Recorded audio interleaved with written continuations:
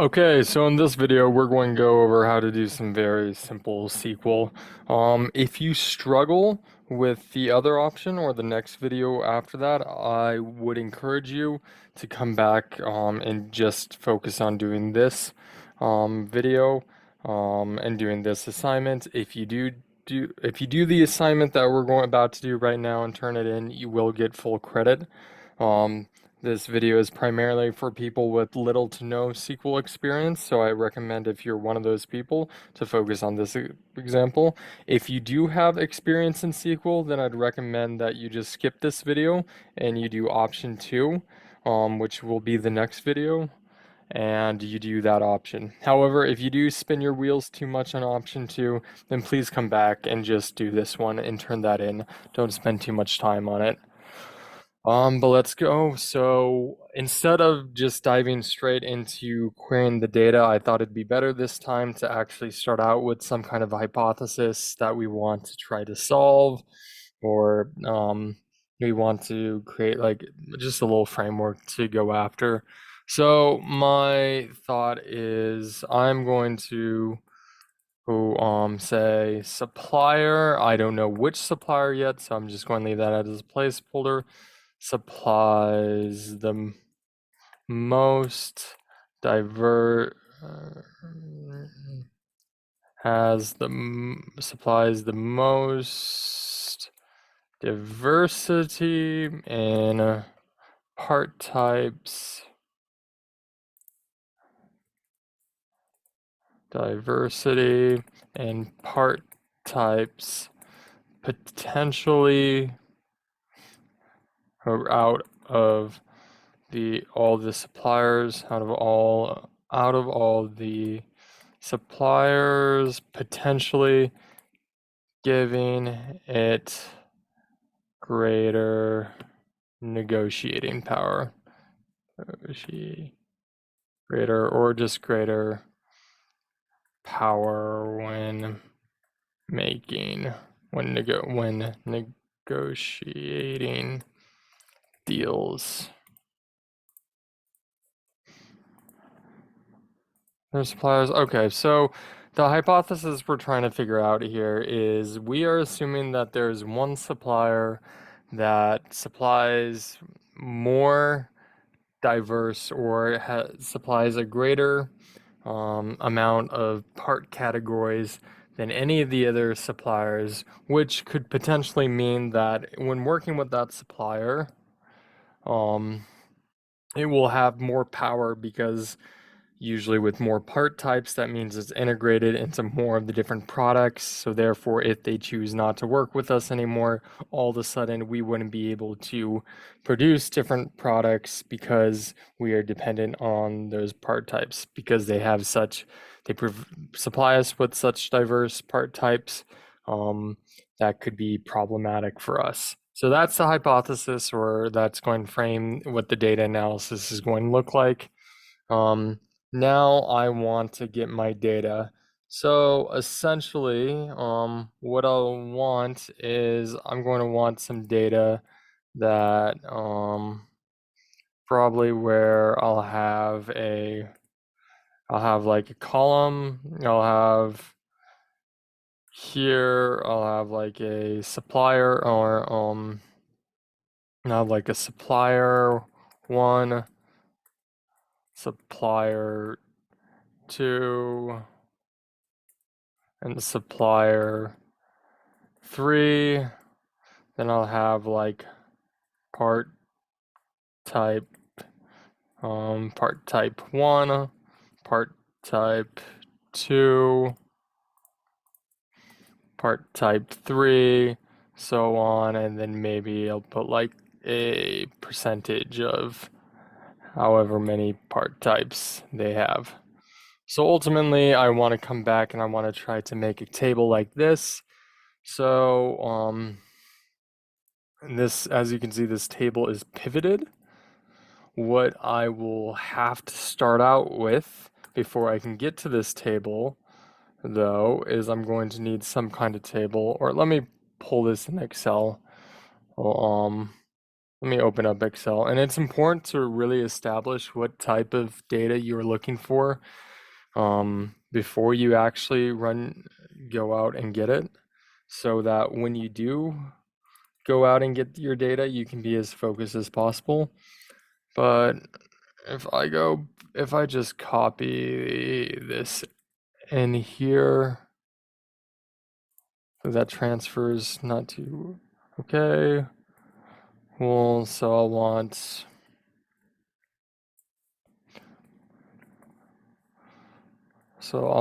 to have a pivot table that looks like that. That will most likely come from a table where I have a column of parts and a column of part types, or part types, or we can also just call this categories, and then suppliers. And I'll probably also want some kind of unique ID column for part types, because what we're doing here is we're not measuring, and we're not necessarily looking at how many parts are hooked up, how many suppliers a part is hooked up, but rather how many suppliers, how many parts do each supplier produce. So we'll have a unique ID here, then we'll have our part type, and then we'll have our supplier. And each one of these rows will represent a different part.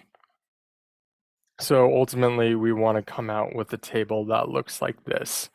Once we get a table that looks like this, we can pivot it and we can turn it into this, which will then turn into a heat map that we can put back on our slide. But now that we know what kind of data we'll need, we will go back here to our database schema and we'll look at our database schema. So just really quick, to read a database schema like this, I'll start out with a single table. So this is the operations table.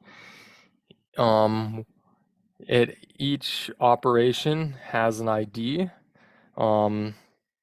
This means that this table, for each row that is produced in this table, each row is a single operation.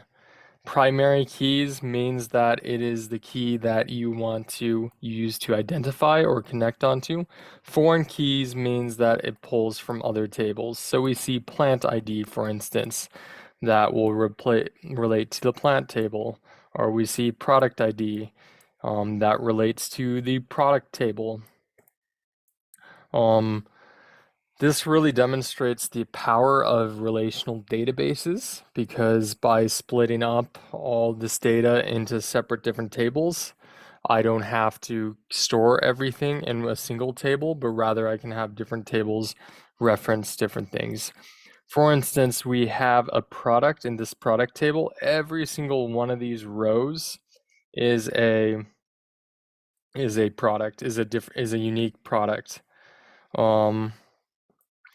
However, each product also has an owner.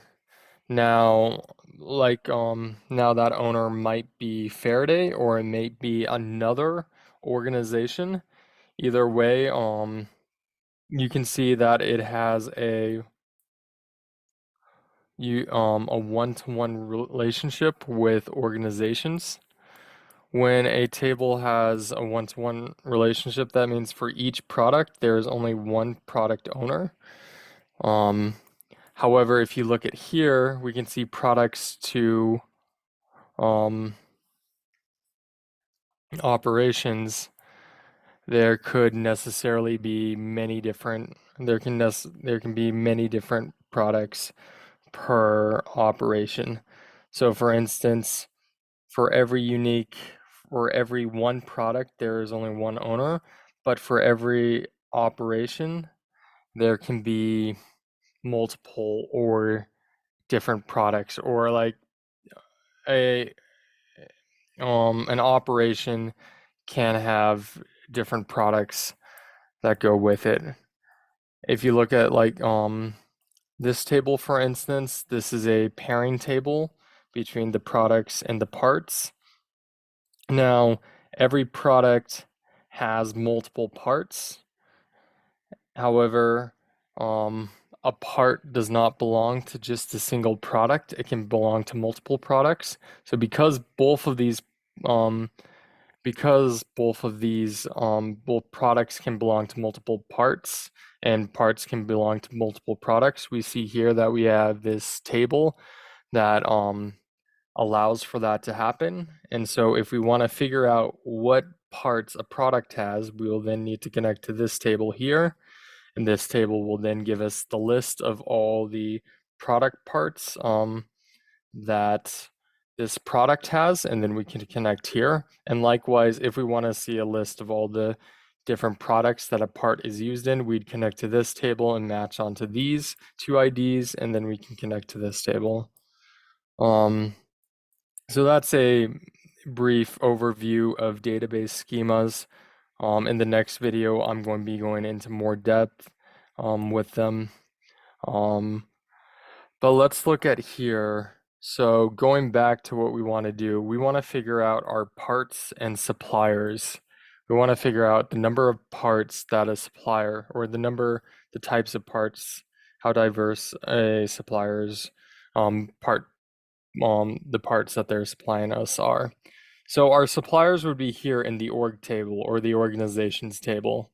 And we can see that we have a name for our org, and then we have a relationship type, and then we also have a representative or a sales rep that goes with each org. This connects onto the part table though, because we see that each part has a supplier ID, and that supplier ID connects onto an org. For every part, there's only one supplier. So what we want to do is we want to basically, if we could have, if we wanted to have that data frame that we were talking about before, where we have ID, part type, and supplier, what we'd need is to have, we have the part category, and then we would just need the ID to keep it unique, and then we would want to have the supplier name, but this table doesn't have supplier name, so we're going to have to borrow it from this table. The way we're going to do that is we're going to merge this table onto this table, and we'd want to join them together.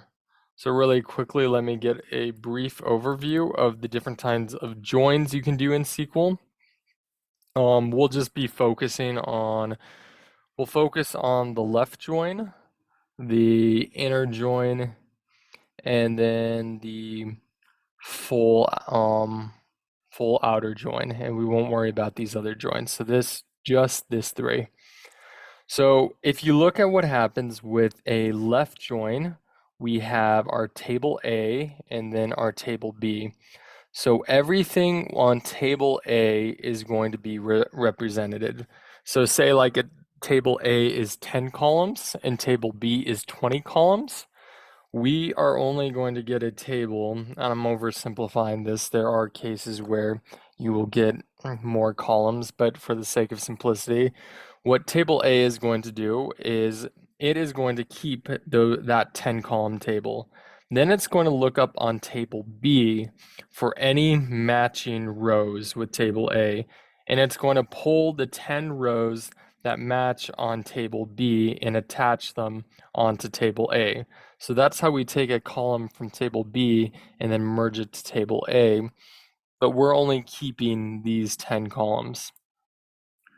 And an inner join, instead, let's say that table A has 10 columns and table B has 15 columns, but they only have 5 columns in common. I'm sorry, they only have 5 rows in common, which means that when you try to match these onto each other, it's only going to return a table of 5 rows, and those are the 5 rows that both A and B have together. If you did that here and say like A and B only had 5 rows, then it would A and B only had 5 rows in column. In a left join, it would return the 5 rows, and then it would leave the rows that B doesn't have in common with A blank, but it still returned the A rows. Instead, in an inner join, it would just drop those rows and only returns the ones that are in common.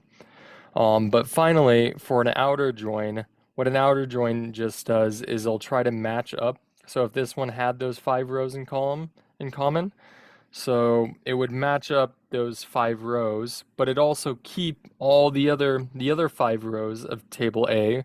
So we'd have so far we'd have 5 in common, and then we'd have 5 more for table A, and then it'd keep the other 10 for table B, and so we'd have a total of 25 rows for this table. That's a quick review on joins. So going back here though, to what we want to do is remember we want to get a list of parts. We want of the unique part categories for for the different organizations. So the way we're going to do that is we want to use a left join because we want to left join onto here, and we want to only join where we want to keep all the parts in this table, but we only want to join supplier names where it fits onto one of these parts. We don't care about all the other organizations. On this table, we have organizations that are our partners, we have organizations that are our buyers, we have organizations that are our suppliers. We don't care about those. We just want to get the organizations that match up onto these suppliers. So now that we have kind of an idea of what we're looking for, let's open up dbeaver or whatever equivalent SQL engine you have. You are going to want to go to connection and then go to SQLite. And let me just do this one other way. I use the drop down here, but this is something else you might see. You want to go to SQLite and click next. Now, in the case files, you downloaded a DB file. Wherever you downloaded that DB file to, it should be called Faraday Database. You are going to open that DB file. And then once you open that DB file, you can then see that we have all these tables that we were just looking at on this schema. So we want the parts table and the orgs table. I can look at the parts table right here. See, we have name, we have category, we have cost, weight. These are all the different types of unique parts we have. And then we go over here to organizations. You can see we have a lot of different organizations. However, only a couple of these are actually suppliers. The rest are either retail partners or customers. So let's go back to parts. And we'll start off by making a SQL script. So if you click up here, you can write a SQL script. And I can do select. And I like to do a select star just so I can see everything at first. Select star, that means I'm selecting all from parts. So what I'm asking it to do is I'm telling it to go to the parts table and return all the columns.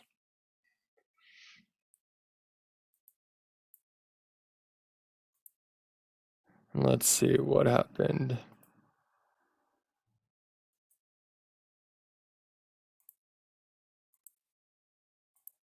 Okay. Let's try running that again. There we go. And if I run this query, I get all the different parts that we have. And what I want to do though is I want to connect this to the orgs table. So I can also select all from organizations and run that. And here is my orgs table.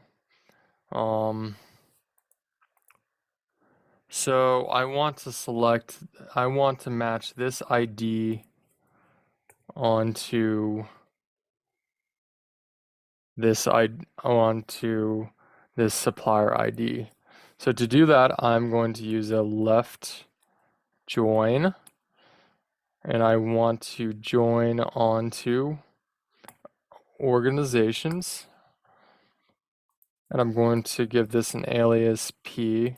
So so this right here is just an alias for organizations, and this is just an alias for parts.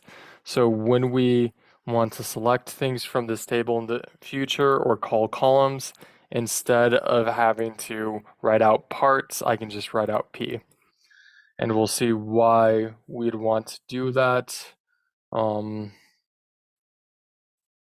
here. So now that we have our left join, it needs to be followed by an on statement.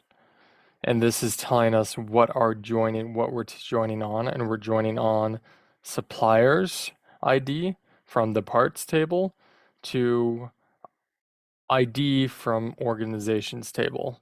So I want to join on P dot supplier ID, where that is equal to organizations dot organization ID.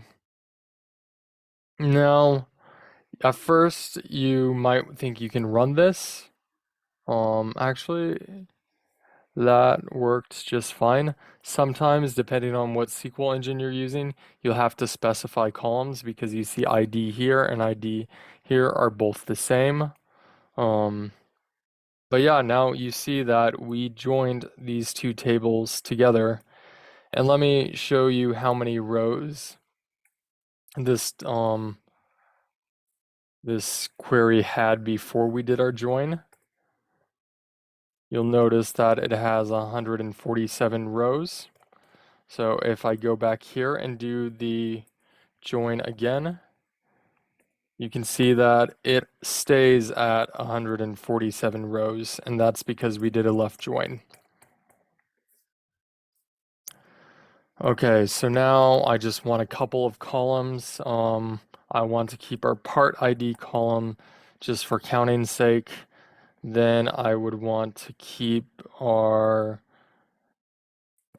category column. I don't have to put the alias in front of category because category is unique to the parts table. There's no category column on the organizations table, so I do not have to put the alias in front of it. And then I want to get the name of our organization or our supplier. And I am going to have to use an alias for that because you see the name column is twice. So I'm going to put and I'll show you what happens if I don't do that. If I just put names and run this, I get that error because it doesn't know which name I'm referring to. So I'm going to specify I want O names. Okay, and there we go.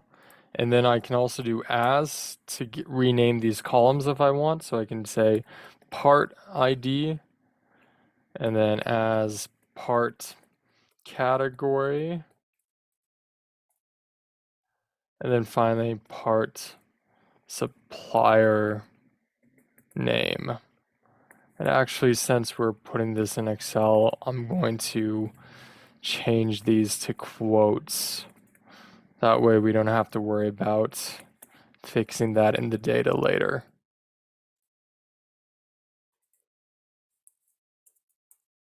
If I run that, you see we have our table. This is exactly like what we wanted to get over here. So now I can take this, I can export this really fast. I'm just going to choose a CSV file.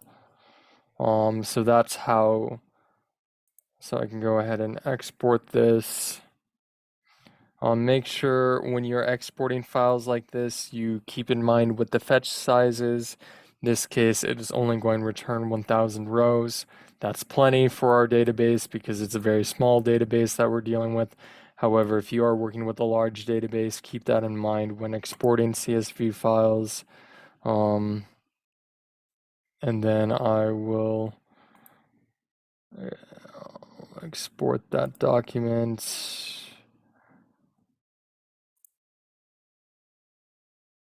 just to downloads.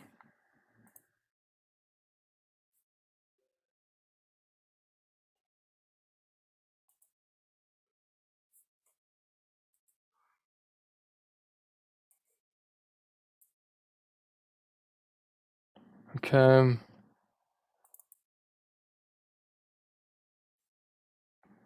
Then I can open up that CSV file, and here is our CSV file that we have. Now we can take all this data, we can go up here to insert a pivot table. I'll just add it to a new worksheet. Okay, going back to what we wanted this to look like, we want parts as rows and suppliers as columns. So I'll make the parts as the part categories as rows. The suppliers I'll then add to the columns, and then I want as the value to be part ID. Let's change this. Let's see. So we want to make this a percentage, but the question is, do we want to make it a percentage of the row, or do we want to make it a percentage of the total? It'd make more sense if we did it as rows, perhaps, or we can actually just do grand total. That wouldn't be that bad of an idea. Okay. So we get our table. I like to take this table and just bring it out of the pivot tables so we don't have to worry about different properties. I'm going to go ahead and give all these values percentages. Now I want to go back and make sure that this is formatted so it matches our slide deck that we were creating. So I want to look at this. I'm using Arial font, so I'm going to go up here and use Arial font. Probably going to make this size 14. I have that as size 14. I then want to reformat this table so it's a little bit better. So I can go to format, and then I can go to auto fit width, or if I press Alt and then I press H and then I press O and then I press I, it will automatically format for me. So that is a very useful shortcut to keep in mind. Next, what I want to do is I want to turn this into a heat map. This is a very simple heat map. I can give it a default heat map. I do want to make it so it works with the colors in my deck though. So I can go to more colors. I'll just make whatever the lowest value is white. Then I'll go back to the deck and I'll see what is our secondary color. I like this red. I'll use the red. So I'm just going to need to get the hexadecimal for this red. So I'm going to go to format, fill, figure out what the hexadecimal is for this red. There's our hexadecimal code. Go back over here. Then for the highest value, I'm just going to go to more, going to enter the hexadecimal. Okay, that gives me nice, good, consistent. Now it's a lot easier to format graphs, tables like this in Excel, so I'm just going to go ahead and put some boundaries around it. Also, I'm going to bold these values just since they're totals. And then what I'll probably also do is Let's make this the same color as our primary color. So I'm going to go to what my primary color is, fill, get the hexadecimal for that, move back to Excel. Then I'm going to go ahead and fill that with my primary color. Same thing for here. Going to change this text to white, bold it so it's a little bit easier to see. Do the same for this text over here. See, with the bolding, it got squished a little bit, so I'm just going to press Alt HOI to readjust the table width again. I don't know if I necessarily like having that there, so I'm just going to do some reformatting on these columns. Okay, but now I have this table.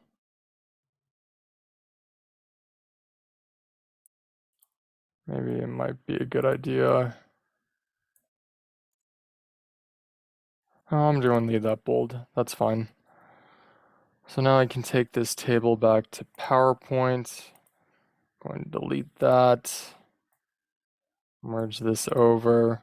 Paste the table here. I want to keep the source formatting of the table. I guess it's a little bit smaller than I was hoping. Can make it bigger.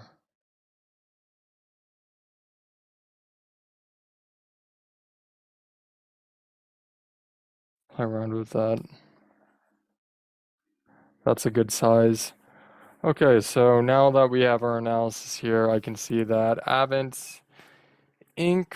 clearly has the largest amount of supply for the part types. So I'm just going to add them here. One thing, actually, let me center these. Would be a good idea.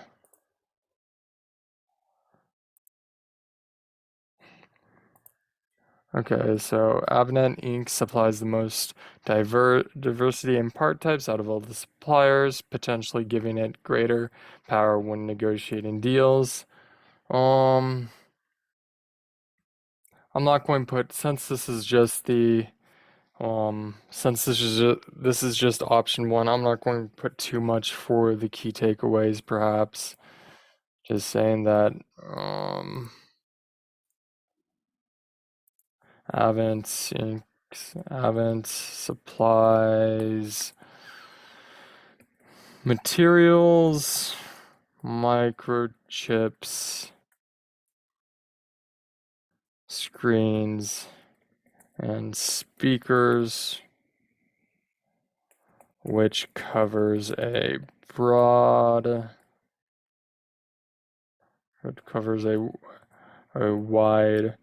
range of Faraday's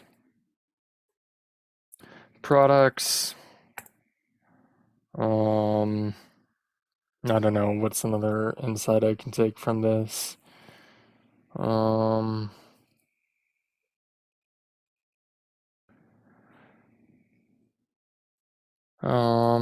Let's see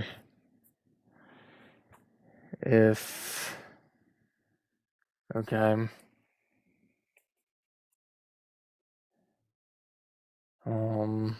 Something else that I think is very important to notice is that each supplier, each part can only be ordered, or each part type is only currently ordered by one supplier, which gives suppliers great power. And the reason why for that is, like, if, let's say, like, Avent decided to stop selling us, did I say Avent was selling microchips? I'm sorry. materials screen, but if Avon stopped selling us materials, for instance, then we don't have any other supplier to go for materials, or if Philips really raised their battery prices, we would have nowhere else to go to get batteries, so um we'd have to find other suppliers. So maybe I should add to the lead line. Um Faraday should Faraday should diversify its suppliers. That might be something good.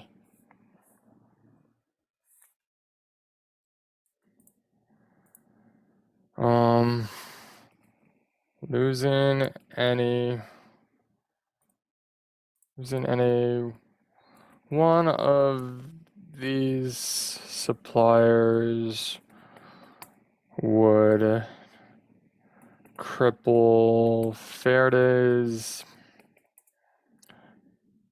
supply chain and can cripple Faraday's supply chain. I'll just leave it at that. For our data source, put source, this came directly from Faraday. I'll say Faraday Inc. And that's it. That is sufficient for option 1 of this assignment.